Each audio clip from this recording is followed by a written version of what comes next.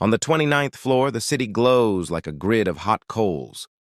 Inside, a wheelchair waits beside a wall of glass, polished and posed like a prop. Adrian Vale, the youngest CEO the company ever crowned, has worn this disguise for 2 weeks. Braced knee, slow-wheeled turns, a careful wince for each meeting. He told himself it was strategy. If she believed he was fragile, she might walk away, and the contract marriage that protects a billion-dollar merger would dissolve without scandal. It would be cleaner than honesty. He was sure of that until tonight. Lena Aurora has cared for him with the quiet skill of someone who knows how to hold pain without breaking it. She works nights at a rehab clinic and moves through rooms with a calm that lowers storms. She married him with terms on paper, separate accounts, separate rooms, and an end date once the merger settles. For her, it paid hospital bills and kept her father in the care he deserves. For him, it cooled rumors and soothed investors. No one expected feelings, only function. When he stumbles near the bathroom, the act slides too far. She steps in to steady him, small hand at his elbow, voice low and kind. The tile underfoot is cool. The scent of soap is warm and clean. Reflex overrides story. His weight lifts. His knees lock. He stands tall without help. The silence that follows is not empty. It is full of truth, of shame, of the sudden shape of the man he might have been if he had chosen courage first. Lena's eyes meet his. There is no gloat there, no quick strike. Only a sadness that reaches deeper than anger. She lowers her hand and steps back with dignity, so steady it feels like shelter. He hears his own heart as if it were someone knocking from another room. She says only 4 words, soft as linen. "You don't need this." The chair beside the window seems smaller in that instant. Not because wheelchairs are small, but because lies are. Downstairs, the board expects a press release about his recovery. Upstairs, a secret now hangs between 2 people bound by paper and choice. She fetches water and gives him space. He feels like a boy who put on a mask and forgot how to take it off. The city hums. The night waits to see which version of Adrian will wake in the morning, the one who hides or the one who stands. Lena learned calm in a tiny kitchen where the kettle whistled, while her father practiced speech after a stroke.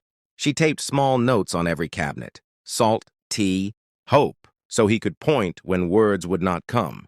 She studied nursing because caring felt like a map out of fear. At the clinic, she walked the halls, with a notebook and a smile that steadied hands before they reached for rails. She believed in simple things that are hard to fake: eye contact, fresh flowers, and patience that does not watch the clock. Bills stacked like books no one wanted to read. The clinic cut hours. Her father's meds rose in price. A quiet panic crept into her days until an odd offer landed on her desk. Adrian's company needed a stable story to calm a merger. He needed a spouse on paper for 1 year, someone private, lawful, kind, and firm about boundaries. In return, he would fund the clinic's community wing and her father's care. Lena did not believe in fairy tales.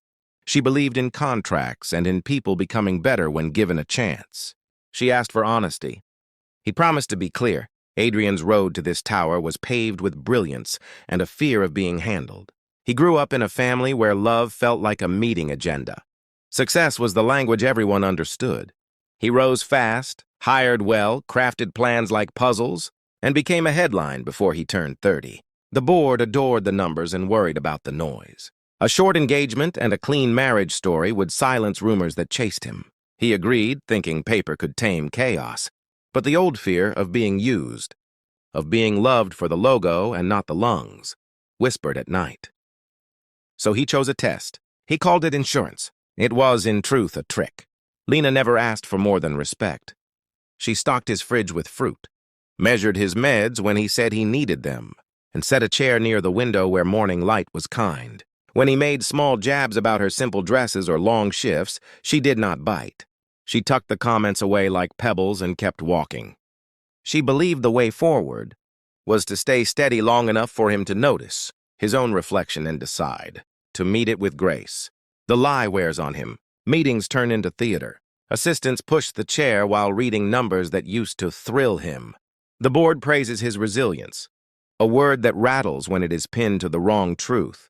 A few staff exchange looks. A driver who has seen too much keeps his face smooth and says nothing. Lena watches it all and chooses a different kind of pressure, the kind that comes from dignity held without threat. She fills the apartment with quiet signs of real life. A bowl of oranges, a stack of library books, a small plant that leans toward light. She never mentions the bathroom moment. She never traps him with proof. Instead, she invites him to join her at the clinic's Saturday open hours, where patients share progress over cookies and tea. He declines. She goes anyway, returns with stories about a teenager who took his first steps and an older woman who learned to tie her shoes again. He listens longer each time. Adrian plans one last push to make her leave. He instructs his lawyer to add a clause about public appearances, trying to turn her quiet life into a spotlight. The lawyer hesitates but obeys. Lena reads the addendum without flinching. She sets it aside and continues making soup for her father's visit. When Adrian asks why she doesn't object, she offers a line that lands like a hand on a fevered brow. "I don't wrestle shadows." That night, the driver leaves an envelope on Adrian's desk, a donation form all ready, filled to fund the clinic's mobility garden, with a note in neat handwriting from people who can't fake what they fight through. No signature. Adrian stares at the line until letters blur. A text from the CFO buzzes with a link to employee. Feedback about accessibility at headquarters. Words like ramps, doors, and dignity repeat. The company he built wants to do something real, and the woman he married for optics has already started. The next morning, Lena places a pair of running shoes on the mat by the door. They are his size, brand new, laces soft and open. She says nothing. He looks from the shoes to her steady face and feels a choice press against his chest. The board meeting tomorrow will announce his recovery. The press release is drafted. The lie has momentum, but momentum is not meaning. In the quiet, he hears the truest thing she ever said without saying it. Real strength is the courage to live without disguise. The boardroom is a lake of polished wood and clipped phrases. Cameras wait. Executives sit with pens ready. The chair invites Adrian to share the good news about his health. He rolls forward in the chair he no longer needs. His hands hold the arms like rails on a bridge he is afraid to cross. He thinks of the bathroom tile, the plant bending toward light, the running shoes honest as a sunrise. He hears his father's old advice: win first, apologize later, and lets it pass through him without sticking. He stands. No speechwriter could have scripted the next breath. He tells the truth in simple words that do not hide behind titles. He says he lied because he was scared of being a story instead of a person. He says he disrespected people who live with real disabilities. And he is sorry. No spin, no slogan. He announces immediate funding for accessibility upgrades across every site, scholarships for rehab training, and a partnership with Lena's clinic led by the staff who know what matters. He offers to step back from the merger, spotlight, and let the COO lead the public face until trust is rebuilt. The room does not clap. It softens. The CFO nods once, eyes bright. The driver waiting in the hall looks down and smiles at his shoes. Lena, seated at the back by request, holds the running shoes bag in her lap like a promise fulfilled. She rises, not to claim victory, but to walk beside a man who finally chose open ground. Outside, the press hears a different headline than the one they came for. 3 lines leave the room with everyone who heard them. Truth stands even when fear sits. Compassion is not a trick. It is a way to live. Power means nothing if it cannot admit wrong. That night, Adrian signs the funding, papers, and a letter of apology, addressed to the employees and to the community he misled. He asks Lena for a chance to keep building the good work she began. She agrees, with conditions written on 1 page and a promise spoken in 1 sentence. Respect first, always. They do not turn the contract into a fairy tale. They turn it into something steadier, a partnership that protects real people. The clinic's garden opens with laughter and new steps. Ramps appear where doors once refused. The wheelchair is not thrown away. It is donated with care and a note that reads, "This chair deserves honest use." And when Lena's father visits the apartment, he studies Adrian for a long moment, taps his chest, and says one hard-earned word with a smile he has been practicing for months. Better. Some stories try to shock. This one chooses grace.